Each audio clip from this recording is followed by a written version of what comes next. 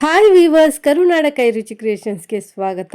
ನಾನಿವತ್ತು ವರಮಹಾಲಕ್ಷ್ಮಿ ದೇವಿಗೆ ಶಾಲು ಉಪಯೋಗಿಸ್ಕೊಂಡು ಹೇಗೆ ಅಲಂಕಾರ ಮಾಡ್ಬೋದು ಅನ್ನೋದನ್ನು ನಿಮ್ಮೊಟ್ಟಿಗೆ ಶೇರ್ ಮಾಡ್ಕೊಳ್ತಾ ಇದ್ದೀನಿ. ನಮ್ಮ ವ್ಯೂವರ್ಸ್ ಒಬ್ಬರು ಕೇಳಿದರು, ಅವ್ರಿಗೋಸ್ಕರ ನಾನು ವಿಡಿಯೋನ ಶೇರ್ ಮಾಡ್ತಾ ಇದ್ದೀನಿ.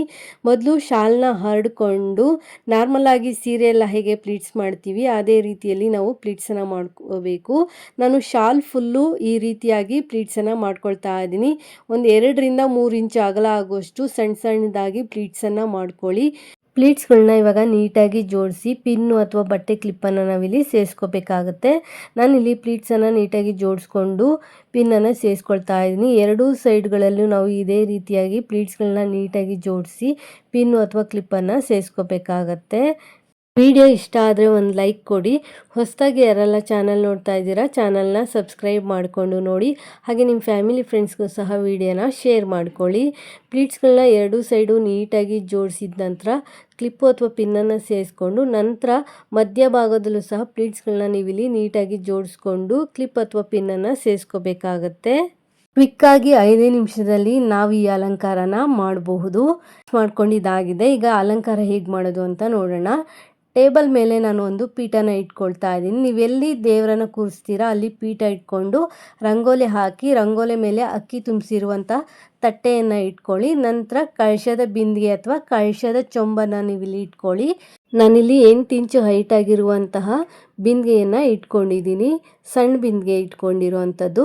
ನಂತರ ನಾವೇನು ಪ್ಲೀಟ್ಸನ್ನು ಮಾಡ್ಕೊಂಡಿರ್ತೀವಿ ಆ ಪ್ಲೀಟ್ಸನ್ನು ತೊಗೊಬಂದು ಬ್ಯಾಕ್ ಸೈಡಿಂದ ಫ್ರಂಟ್ಗೆ ಪ್ಲೀಟ್ಸನ್ನು ತೊಗೋಬೇಕಾಗುತ್ತೆ. ಅಂದರೆ ಬಿಂದಿಗೆಗೆ ಒಂದು ಸುತ್ತು ಪ್ಲೀಟ್ಸನ್ನು ತೊಗೊಬಂದು ಫ್ರಂಟ್ಗೆ ತೊಗೋಬೇಕಾಗತ್ತೆ. ತಗೊಂಡು ಪ್ಲೀಟ್ಸ್ಗಳನ್ನ ಲೆವೆಲ್ಲಾಗಿ ಹಿಡ್ಕೋಬೇಕು. ಎರಡು ಸೈಡು ಪ್ಲೀಟ್ಸನ್ನು ಲೆವೆಲ್ಲಾಗಿ ಹಿಡ್ಕೊಂಡು ಬಿಂದಿಗೆ ಅಥವಾ ಕಳಶದ ಚೊಂಬಿನ ಕಂಠ ಭಾಗಕ್ಕೆ ನಾವು ಪ್ಲೀಟ್ಸ್ಗಳನ್ನ ನೀಟಾಗಿ ಜೋಡಿಸ್ಕೊಂಡು ಬಟ್ಟೆ ಪಿನ್ನನ್ನು ಸೇರಿಸ್ಕೋಬೇಕಾಗತ್ತೆ. ಎಲ್ಲ ಪ್ಲೀಟ್ಸ್ಗಳನ್ನ ನೀಟಾಗಿ ಹಿಡಿದು ನೀವಿಲ್ಲಿ ಪಿನ್ನನ್ನು ಸೇರಿಸ್ಕೊಳ್ಳಿ. ನಂತರ ಕ್ಲಿಪ್ಗಳನ್ನ ರಿಮೂವ್ ಮಾಡಿ ನೀವು ಪ್ಲೀಟ್ಸ್ಗಳನ್ನ ಸ್ಪ್ರೆಡ್ ಮಾಡ್ಕೋಬೇಕಾಗತ್ತೆ. ನಿಮಗೆ ಯಾವ ರೀತಿ ಬೇಕೋ ಆ ರೀತಿಯಲ್ಲಿ ಪ್ಲೀಟ್ಸನ್ನು ಸ್ಪ್ರೆಡ್ ಮಾಡ್ಕೋಬಹುದು. ಹತ್ತಿರದಲ್ಲೇ ಪ್ಲೀಟ್ಸನ್ನು ಸ್ಪ್ರೆಡ್ ಮಾಡೋದ್ರಿಂದ ನೋಡಲಿಕ್ಕೆ ತುಂಬ ಚೆನ್ನಾಗಿ ಕಾಣಿಸುತ್ತೆ. ಪ್ಲೀಟ್ಸಿನ ಒಂದು ತುದಿಯನ್ನು ಹಿಡಿದು ಬ್ಯಾಕ್ ಸೈಡ್ಗೆ ತೊಗೊಂಡೋಗಿ ಬಟ್ಟೆ ಪಿನ್ ಹಾಕಿ ನಾನಲ್ಲಿ ಸೆಕ್ಯೂರ್ ಮಾಡ್ಕೊಳ್ತಾ ಇದ್ದೀನಿ. ಆಪೋಸಿಟ್ ಡೈರೆಕ್ಷನ್ಗೆ ನಾವಿಲ್ಲಿ ಪ್ಲೀಟ್ಸ್ಗಳನ್ನ ಸ್ಪ್ರೆಡ್ ಮಾಡ್ಕೋಬೇಕಾಗತ್ತೆ. ಎರಡೂ ಸೈಡು ಸಹ ನಾವು ಈ ರೀತಿ ಒಂದೊಂದು ತುದಿಯನ್ನು ತೊಗೊಂಡೋಗಿ ಬ್ಯಾಕ್ ಸೈಡಲ್ಲಿ ಪಿನ್ನನ್ನು ಸೇರಿಸ್ಕೋಬೇಕು. ಸೇರಿಸ್ಕೊಂಡ ನಂತರ ಪ್ಲೀಟ್ಸ್ಗಳನ್ನ ನಾವಿಲ್ಲಿ ಸ್ಪ್ರೆಡ್ ಮಾಡ್ಕೋಬೇಕಾಗುತ್ತೆ. ನಿಮಗೆ ಅಗಲವಾಗಿ ಬೇಕು ಅಂದರೆ ನೀವಿಲ್ಲಿ ಅಗಲವಾಗಿ ಸ್ಪ್ರೆಡ್ಡನ್ನು ಮಾಡ್ಕೋಬಹುದು ಅಥವಾ ಹತ್ತತ್ರಕ್ಕೆ ಸ್ಪ್ರೆಡ್ ಮಾಡ್ಕೋಬೋದು. ನಾನಿಲ್ಲಿ ಹತ್ತತ್ರಕ್ಕೆ ಸ್ಪ್ರೆಡ್ ಮಾಡ್ತಾ ಇದ್ದೀನಿ. ಈ ರೀತಿ ಹತ್ತತ್ರ ಪ್ಲೀಟ್ಸ್ಗಳನ್ನ ಸ್ಪ್ರೆಡ್ ಮಾಡೋದ್ರಿಂದ ಅಲಂಕಾರ ಅನ್ನೋದು ನೀಟಾಗಿ ಬರುತ್ತೆ. ಪ್ಲೀಟ್ಸ್ಗಳನ್ನ ಅಲ್ಲಿ ನೀವು ನೀಟಾಗಿ ಜೋಡಿಸ್ಕೋಬೇಕಾಗುತ್ತೆ. ಒಂದ್ರ ಪಕ್ಕ ಒಂದು ಪ್ಲೀಟ್ಸ್ ಬರೋ ರೀತಿಯಲ್ಲಿ ಜೋಡಿಸ್ಕೊಂಡು ನಂತರ ದೇವರಿಗೆ ಅಂತ ಇಟ್ಕೊಂಡಿರುವಂಥ ಒಡವೆಗಳಿಂದ ದೇವಿಯನ್ನು ಅಲಂಕಾರ ಮಾಡಬೇಕು. ಆ ಪಿನ್ನು ಕವರ್ ಆಗಲಿಕ್ಕೆ ಒಂದು ಪೆಂಡೆಂಟ್ ಇರುವಂಥ ಸರನ ನೀವಲ್ಲಿ ಸೇರಿಸ್ಕೊಳ್ಳಿ ಅಥವಾ ಅಲ್ಲಿ ಯಾವುದಾದ್ರೂ ಒಂದು ಪೆಂಡೆಂಟು ಸಹ ನೀವಲ್ಲಿ ಸೇರಿಸ್ಕೋಬೋದು.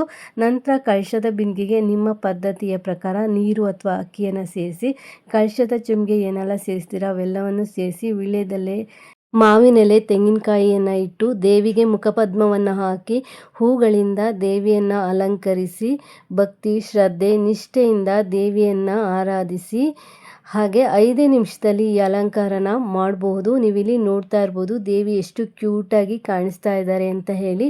ಈ ಅಲಂಕಾರದ ವಿಡಿಯೋ ನಿಮಗೆ ಯೂಸ್ಫುಲ್ ಅನಿಸಿದ್ರೆ ಇಷ್ಟ ಆಯಿತು ಅಂದರೆ ಒಂದು ಲೈಕ್ ಕೊಡಿ. ಹೊಸದಾಗಿ ಯಾರೆಲ್ಲ ಚಾನಲ್ ನೋಡ್ತಾ ಇದ್ದೀರಾ ಚಾನಲ್ನ ಸಬ್ಸ್ಕ್ರೈಬ್ ಮಾಡಿಕೊಂಡು ನೋಡಿ.